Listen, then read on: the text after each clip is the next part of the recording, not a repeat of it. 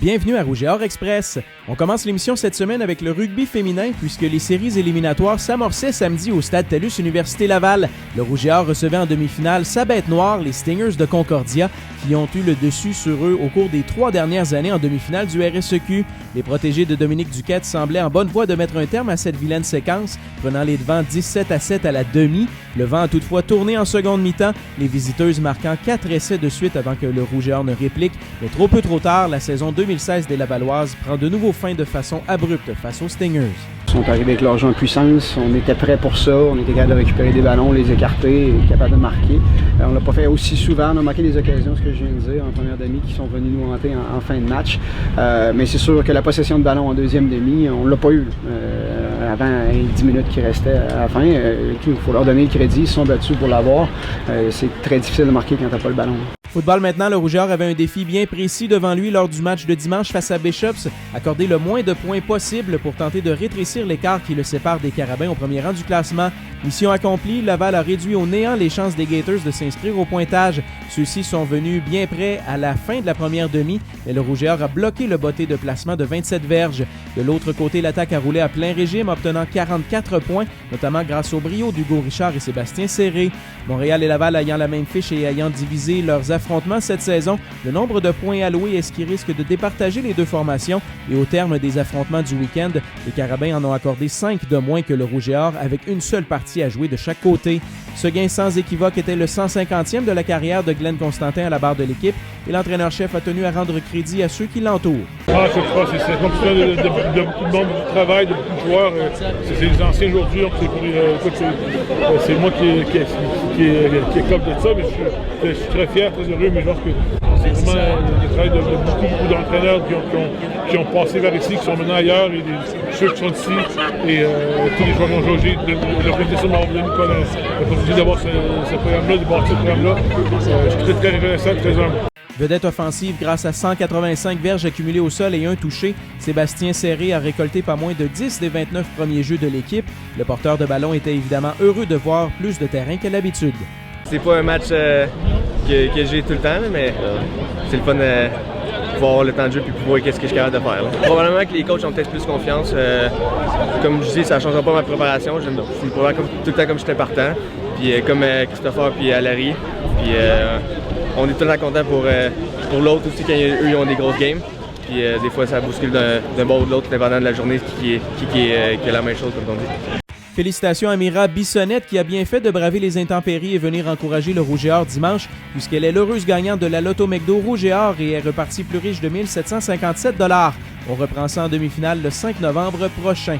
Soccer, gros week-end pour le Rouge et Or alors que la fin de saison approche. Vendredi soir, Laval devait se battre non seulement contre les Stingers, mais aussi contre la température exécrable qui sévissait. Les Lavalloises ont mis quelques minutes pour s'habituer et puis le rouleau compresseur s'est mis en marche. Les protégés d'Alder Duarte ont marqué 6 fois avant la pause de la demi, mettant clairement le match hors de portée pour les visiteuses qui venaient de se faire éliminer de la course aux séries. Ils arrivent ici, ils prennent un but quand même rapide à 18 minutes, puis on a bourdonné pendant les 18 premières minutes dans leur zone sans marquer. Ben, la montagne pour eux autres était déjà difficile à monter, fait que c'est sûr qu'après, ils en prennent un deuxième puis c'est fini. Puis on a limité les dégâts en sortant nos joueuses puis en les protégeant aussi. Puis je veux dire, ça 6-0, ça sert à rien d'en mettre 10. Là. Le Rouge et Or a complété son week-end de parfait en prenant la mesure des Martlets de McGill 1-0 dimanche grâce au filet de Jessica Bonker qui a mis fin aux espoirs de McGill de participer aux séries.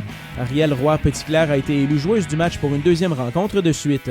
Les hommes ont aussi eu à affronter Mère Nature vendredi en plus des Stingers, une partie où les déchets étaient nombreux, particulièrement en première demi. Charles Arsenault a marqué l'unique filet du match à la 57e minute, puis la troupe de Samir Gribb s'est ensuite mis à défendre du mieux qu'elle pouvait et a tenu bon. En fait, au deuxième mi-temps, on a dit aux gars, le beau jeu, on l'oublie. Parce qu'on a la pluie dans la face, le vent contre nous. Il fallait empêcher l'adversaire d'avoir trop de coups francs. Là, j'étais fâché un peu à la fin parce qu'on a eu trop de fautes. Il fallait vraiment sortir le ballon. Donc c'était pas beau à la fin, mais on s'en fout. On a le 3 points, on avance.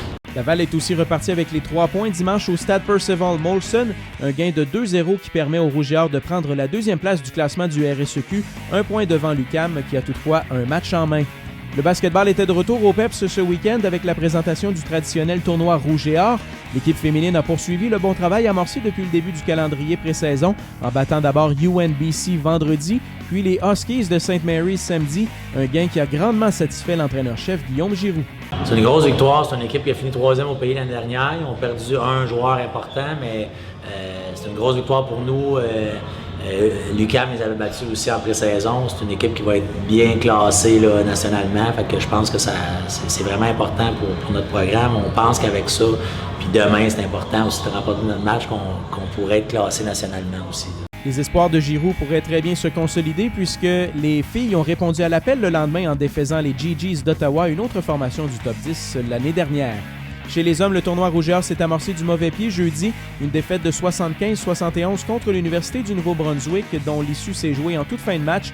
Laval a très bien rebondi samedi face à une solide formation, les Girls de Queens.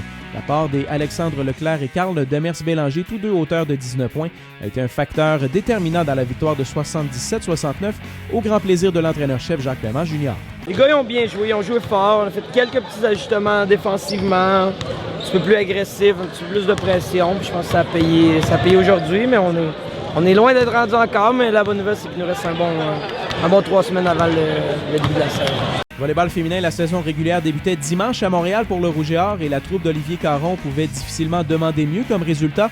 Un gain expéditif en 3 manches qui a vu la recrue Maude Chapelot faire des débuts fracassants sur le circuit universitaire avec 11 attaques marquantes. Badminton, le Rouge et Or a démontré qu'il était humain, terminant au second rang de la compétition par équipe de Trois-Rivières. La formation féminine a notamment échappé un premier duel depuis la saison 2012-2013 aux mains des Carabins. Les hommes qui avaient été parfaits l'an dernier ont aussi perdu un match face à Montréal, les vainqueurs du week-end. Laval demeure premier au cumulatif tant chez les filles que chez les gars. Enfin, en natation, le Rouge et Or a obtenu le même résultat lors de la deuxième coupe universitaire de la saison samedi à McGill que lors de la première, soit une 3e place chez les hommes, les femmes ainsi qu'au combiné. Notons toutefois les premières médailles d'or en carrière des recrues Morgane Dornish et Jérémy Gagné. Sarah-Jeanne Marois et Pierre Goulet sont nos étudiants athlètes Rouge et Or, le groupe Sport Interplus de la semaine. Sarah-Jeanne a été un facteur dans chacune des 3 victoires du club de basketball ce week-end avec notamment 10 points et 11 rebonds samedi contre St. Mary's, tandis que Pierre Goulet a été parfait, 5-0 en simple, aidant le club de badminton à prendre le second rang cette fin de semaine. Au calendrier du Rouge et Or, place au dernier week-end de la saison régulière de soccer. Programme double à la maison d'abord face à l'UQTR vendredi, où l'équipe masculine joue sa participation aux séries, puis les filles vont compléter la campagne dimanche à Lennoxville face aux Gators. Volleyball féminin, le premier match local de la saison du Rouge et Or a lieu ce vendredi 19h face aux Citadins au PEPS. De leur côté, les hommes amorcent leur campagne 2016-2017 par un interlock contre les Maritimes vendredi et samedi à Montréal. Basketball féminin, Laval est au New Hampshire pour se mesurer à 2 formations de division 2 NCAA vendredi et samedi. Cross-country, le championnat du RSEQ se tient à Lennoxville ce samedi après-midi. Le Rouge et Or tentera d'y défendre ses bannières masculines et féminines à l'aube du championnat canadien dans 2 semaines sur les plaines d'Abraham. Enfin, en football, le Rouge et Or complète sa saison régulière samedi à Sherbrooke contre le Vert et Or. Le résultat de ce match et celui des Carabins contre McGill déterminera le champion du calendrier régulier du RSEQ, à suivre dès 14h, notamment sur TVA Sport. C'est tout pour cette semaine. On résume ces compétitions lundi prochain lors d'une autre édition du Rouge et Or Express.